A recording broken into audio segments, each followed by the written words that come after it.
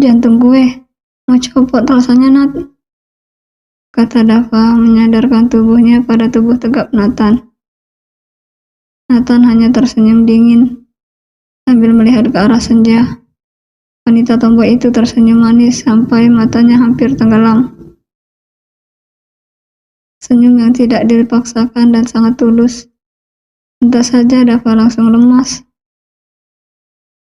"Bye lo," kata Nathan mengejek abangnya itu. Padahal dia jauh lebih lebay, tapi tentu saja tidak sadar. "Bukan lebay, Nat, tapi ini jantung gue. Gak kuat." Senyumannya manis banget, kata Dava sambil terus memegang dadanya. Jantungnya seperti mau lompat dari tempatnya. Senja juga mukanya merah melihat Dava yang ikut tersenyum manis. "Temen lo bukan buaya kan?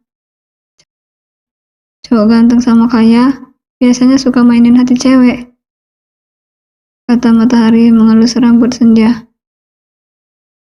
Dari awal dia sudah sadar jika adiknya itu punya ketertarikan pada Dava. Dilihat dari sisi manapun, Dava memang sangatlah menarik. Dia tampan dan terlihat berkarisma. Dari barang-barang yang dikenakan oleh Dava juga, abang-abangnya Senja tahu jika laki itu berasal dari kalangan atas. Anaknya sih kelihatan baik, gak ada radar buayanya, cuma sangat friendly, kata Awan melihat Dava dan melempar senyum manis. Bukan buaya, tapi friendly, dan dikelilingi oleh fans wanita yang banyak, kata Senja tersenyum canggung.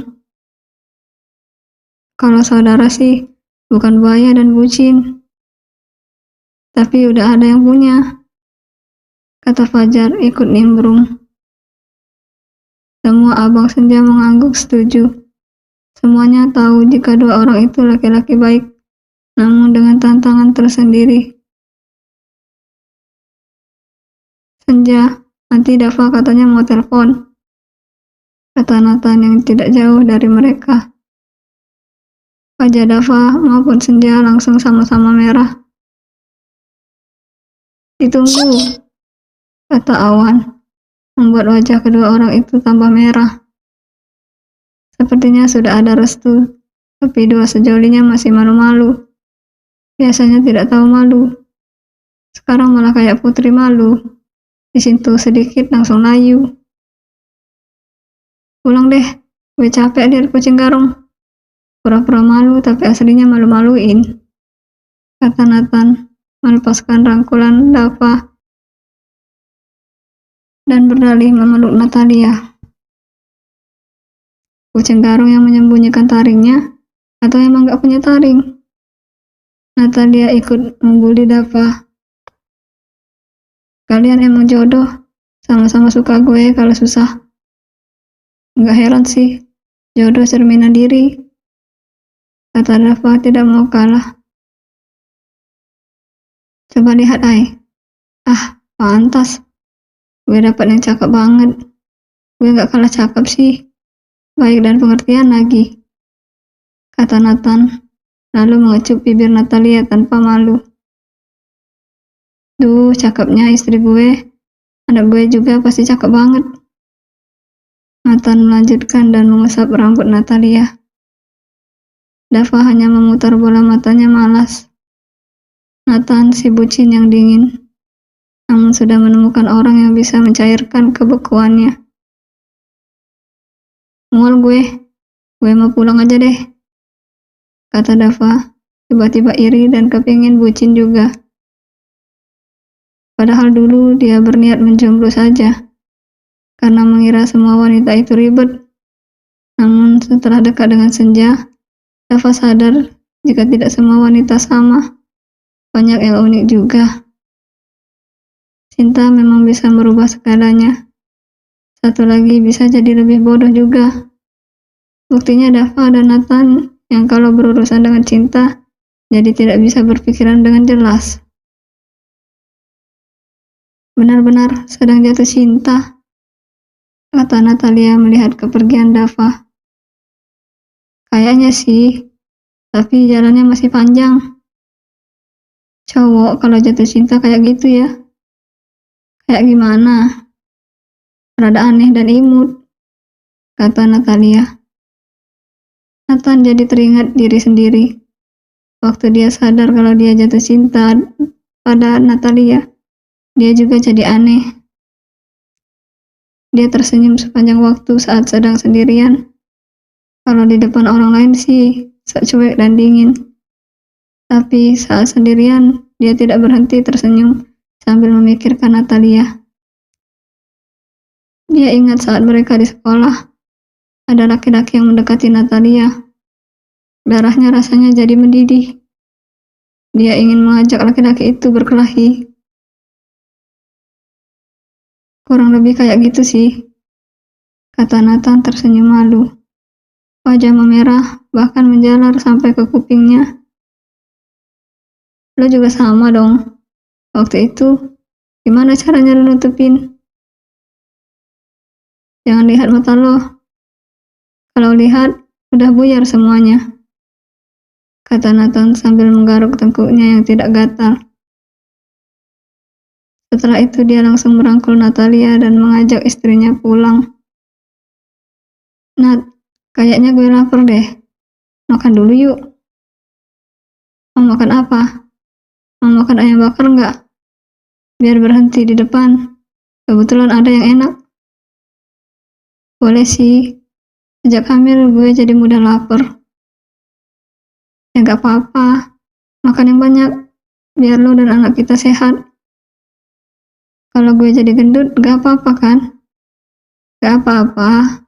Gue malah suka, Ay. Denger ya. Jangankan jadi gendut. Andaikan lo kehilangan separuh badan lo aja, gue bakal tetap cinta lo, Ay. Karena bagi gue lo selalu sempurna. Gak akan pernah berubah. Natalia lalu mengecup jari jemari Nathan dengan lembut. Baginya tidak ada yang lebih sempurna dari Natalia, kecuali Tuhan. Cinta yang ada di dalam hatinya terbentuk karena ketulusan, bukan karena nafsu atau hanya pandangan fisik. Di hati Nathan, Natalia sudah mampu mengisi segala ruang yang kosong, sehingga Nathan selalu merasa penuh dan tidak ada titik kesepian lagi. Dia terlanjur jatuh cinta. Kalau saja Natalia tidak menjadi jodohnya, pasti dia bisa gila. Tidak ada yang bisa mengisi hatinya selain wanita itu. Sahabat dan orang yang dia cintai dalam waktu bersamaan. Wanita yang bisa mewarnai hari-harinya. Tidak ada lagi yang bisa menggantikan dirinya. Gue bersyukur banget dapat cinta yang begitu besar dari lo, Nat. Ini keberuntungan terbesar gue dalam hidup.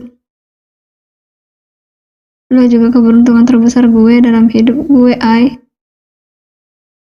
Gue jadi kepikiran, kenapa lo manggil gue Ay? Padahal yang lain manggil gue Lia. Apakah itu panggilan khusus? Tanya Natalia yang tiba-tiba kepikiran nama panggilan Nathan padanya. Sebelumnya, dia juga sempat memikirkan hal ini, tapi tidak diutarakan. Natalia berpikir itu hanya panggilan sahabat saja. Namun, walaupun sudah menikah, Nathan masih memanggilnya dengan sebutan yang sama. Gue manggil lo Ai, sebenarnya bukan karena itu ungkapan cinta yang gak bisa gue utarakan dulu.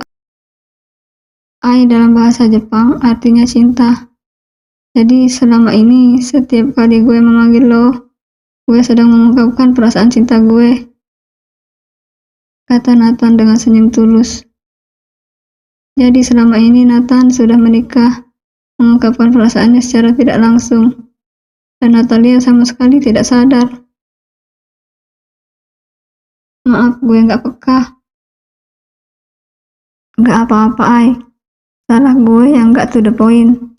Padahal kalau to the point langsung kan ya, kata Nathan sambil tertawa. Padahal dia takut ditolak saja. Apalagi dulu Natalia hanya menganggapnya hanya sebagai sahabat.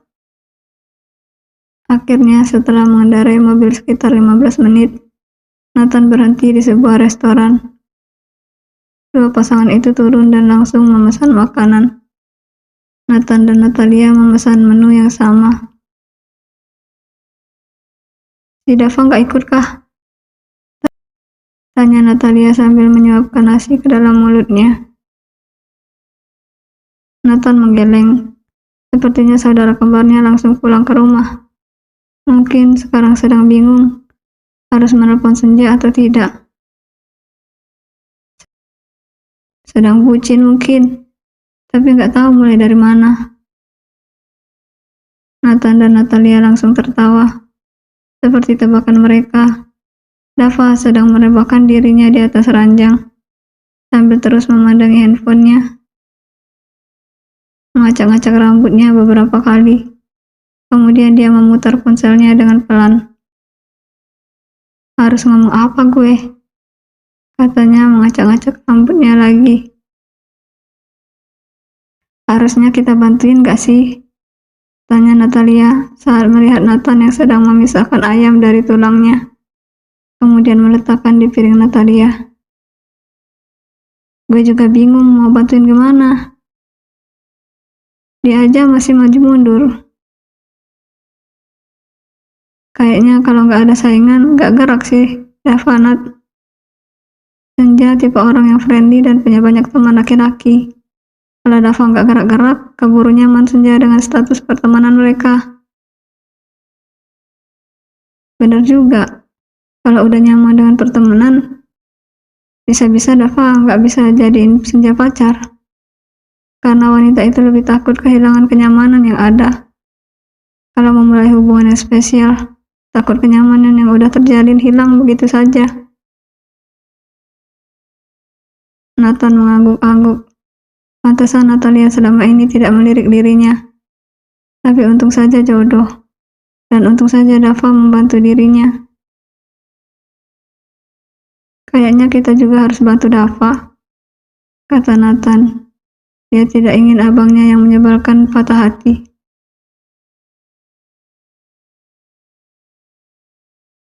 Dava. Nathan membuka pintu kamar Dava dengan dibanting. Dava yang sedang tiduran kaget dan langsung bangun dari posisi rebahannya. Buka pintu, permisi dulu kek, kata Dava mengomel dan kembali rebahan. Dav, kata Ai, kalau cewek udah nyaman temenan, dia gak bakal jadiin lo kekasih. Seriusan, kata Dava bangun dari posisi tidurnya dan duduk.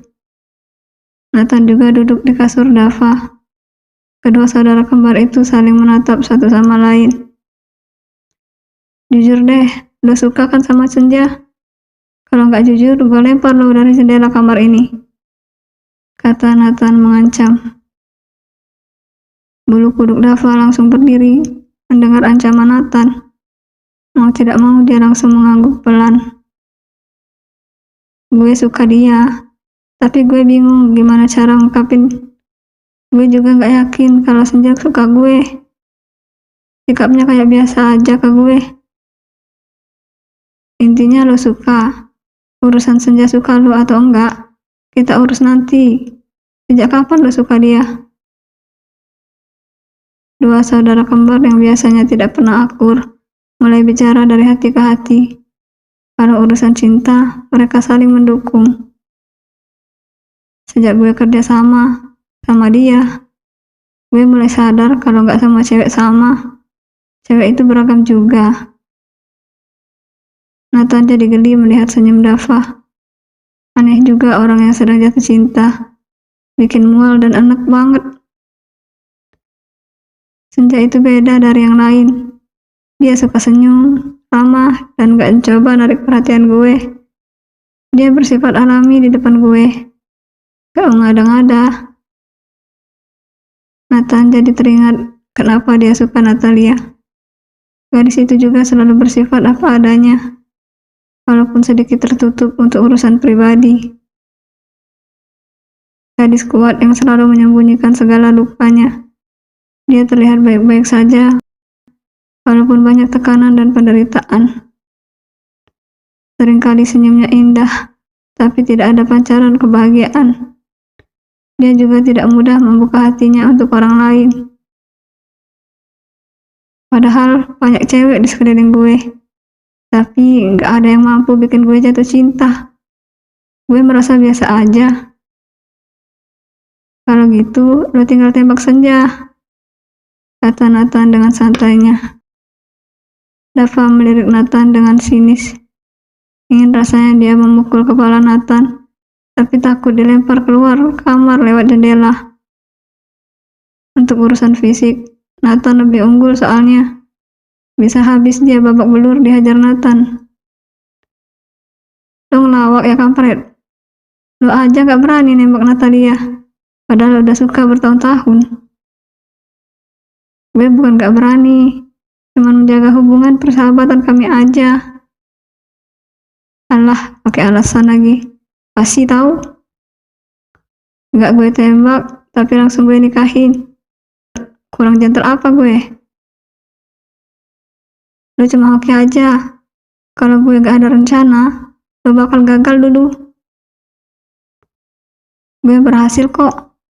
Buktinya udah ada Nathan Junior sekarang. Alah, modal hoki, kata Dava mengejek. Seperti biasa, daripada bekerja sama, Dava dan Nathan lebih banyak berdebatnya. Pada berisik banget, gak ada kemajuan, kata Natalia yang tiba-tiba masuk ke dalam kamar Dava. Dia kesal sekali karena Nathan tidak kembali-kembali ke kamar mereka. Natalia kira perundingan mereka berhasil, tapi malah berdebat sambil tendang-tendangan. Natalia kemudian mengambil ponsel Dava. Dia membuka aplikasi pengirim pesan, lalu mengirim sesuatu pada Senja. Nah, beres, kata Natalia. Dava dan Nathan langsung bengong. Saat ponselnya kembali, Dava langsung merebahkan dirinya sambil menatap langit-langit dengan tatapan kosong. Lebay, kampret, kata Nathan berteriak. Bersambung.